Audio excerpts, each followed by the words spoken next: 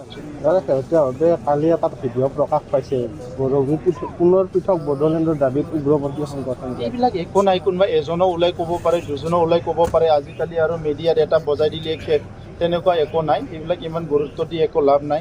সমাজখন আমি ভাল কৰিব বিচাৰোঁ নে বেয়া কৰিব বিচাৰোঁ? সমাজত আজি তেনেকুৱা বহুত ল'ৰা আছে, উদণ্ডল ল'ৰা, কিবা কিবি। কোনোবা এজনে ওলাই পেলাই যদি কৈ দিয়ে, সেইটোকে যদি আমি চবে ফ'ল' কৰোঁ, তেনেহ'লেতো তাৰ মতেহে সমাজখন চলিব। সমাজখন আমাৰ মানে যিবিলাক ভাল চিন্তা কৰা মানুহ, ইণ্টেলেকচুৱেল, চৰকাৰে কি চিন্তা কৰিছে সেইমতে সমাজখন চলিব লাগে। আৰু সেইবিলাক নিউজটো, নিগেটিভ নিউজবিলাক ইমান প্ৰচাৰ কৰাৰ কোনো দৰকাৰ নাই। কালি ইতিমধ্যে দুজন নিহত হোৱা বুলিও কৈছে। আমিও গম পাইছোঁ এতিয়া। ইয়াৰ ওপৰত আমাৰ কোকৰাঝাৰ পুলিচে ইতিমধ্যে ক্লিয়াৰ কৰিব। মই অলপ আগতে গোটেই কথাটো ডিটেইলছ লৈছিলোঁ। চ' তেনেকুৱা কোনোবাই যদি আজি আইনটো হাতত তুলি ল'বলৈ বিচাৰে, তেতিয়াহ'লেতো পুলিচে মানে তেখেতৰ কামটো কৰিবই। আমি বিচৰা নাই ইয়াত পুনৰ অশান্তি হওক, কাৰণ যোৱা 30-40 বছৰত তেনেকুৱা বহুত অশান্তি পৰিৱেশ আমি দেখিলোঁ।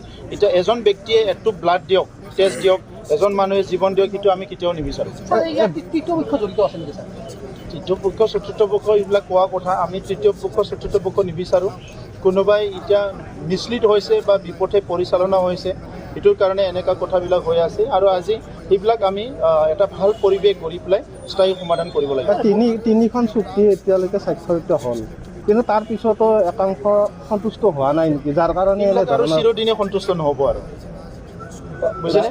কিছুমান মানুহ আছে চিৰদিনে সন্তুষ্ট নহ'ব। ছাৰ, বড়োভূমি অশান্ত কৰাৰ সৃষ্টি কৰি একপক্ষ লাগিছিল নেকি? চাওক, এইটো পক্ষটো মই ক'ব পৰা নাই। তৃতীয় পক্ষ, চতুৰ্থ পক্ষবিলাক বেলেগবিলাকে কয়, কোনো পক্ষ চক্ষ নাই। এইটো দীঘলীয়া মুভমেণ্টৰ এটা বাই প্ৰডাক্ট বুলি ক'ব লাগিব। আৰু কিছুমানৰ মনত সেইটোৱে সোমাই আছে, মানে অস্ত্ৰ ধৰিলে মই মানে এইটো কৰিব পাৰিম, এইটো কৰিব পাৰিম। কিন্তু অস্ত্ৰই যে নিজকো ধ্বংস কৰে, সেইটো বহুতে আজিলৈকে ভাবিব পৰা নাই।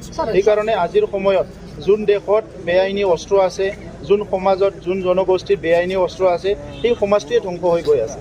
ছাৰ, এই চৰকাৰ যোনে ছাৰ অশান্তি কৰাৰ সৃষ্টি কৰে, আপোনালোকৰ স্থিতি কেনেকুৱা হ'ব? চৰকাৰ কোনো দিনে কোনো চৰকাৰে কোনো মানে এণ্টি কনষ্টিটিউচনেল, ইলিগেল বা তেনেকুৱা অসামাজিক কাম কৰাটো কোনে চৰকাৰে সেইটো গ্ৰহণ কৰিব? কোনো চৰকাৰে সেইটো গ্ৰহণ নকৰে।